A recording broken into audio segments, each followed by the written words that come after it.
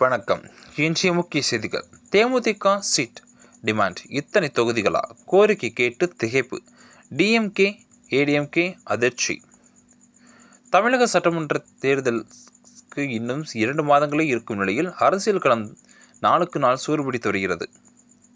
அடுத்த மாத இறுதியில் தேர்தல் தேதி அறிவிக்கப்பட உள்ளதாக கூட்டணி பேச்சுவார்த்தை, தொகுதி பங்கீடு, வேட்பாளர் தேர்வு ஆகிய கட்சிகளுக்கு அவசர பணிகளாக மாறியுள்ளன.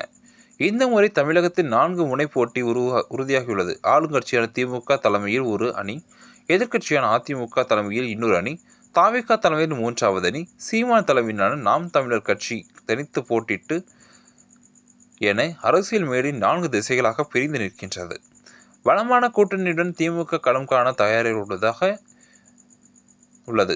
ஏற்கனவே உள்ள கூட்டணியில் நடிகர் கமலஹாசனின் மக்கள் நீதி மையம் இணைந்திருப்பது கூடுதல் பலமாக பார்க்கப்படுகிறது. மற்றொரு பக்கம் அதிமுக பாஜக கூட்டணியும் வேகமாக முன்னேறுகிறது. பாமக, அமமுக, தமாக உள்ளிட்ட சில கட்சிகள் இந்த அணியில் இடம் பிடித்துள்ளனர். ஆனால் தேமுதிக மட்டும் இன்னும் முடிவெடுக்காமல் குழப்பத்தில் உள்ளது. திமுக மற்றும் அதிமுக இரு தரப்புடன் ஒரே நேரத்தில் பேச்சுவார்த்தை நடத்தி வரும். தேமுதிக ஆரம்பத்தில் அதிக தொகுதிகள் மாநிலங்களவை சீட் தேர்தல் செலவுக்கே 10 கோடி வரை கோரிக்கை கூறப்படுகிறது. இந்த பெரிய கட்சிகள் கராராக மறுத்தால் தற்போது தேமுதிக கோரிக்கையை குறைத்து 10 தொகுதிகள் என்று எண்ணில் நிற்கிறது. இருப்பினும் இன்னும் கூட்டணி முடிவை அறிவிக்காமல் காலம் தாழ்த்தி வருகிறது. காங்கிரஸ் திமுக கூட்டணியில் இருந்து விலகினால் அதிக தொகுதிகள் கிடைக்கும் என்ற நம்பிக்கையை தேமுதிக காத்திருப்பதாகவும் பேசப்படுகிறது.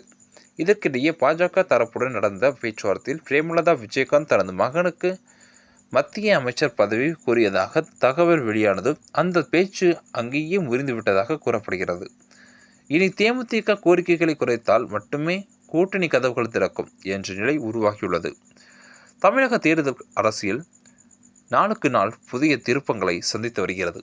இது அரசியல் வட்டாரங்களுக்கிடையே பரபரப்பையும் சலசலப்பையும் பேசும் பொருளாகவும் மாறியுள்ளது என்பதில் எந்த ஒரு மாற்று கருத்தும் இல்லை என்பது குறிப்பிடத்தக்கது. இந்த 2026க்கான சட்டமன்ற தேர்தல் களமானது யாருக்கு சாதகமாக அமையும்?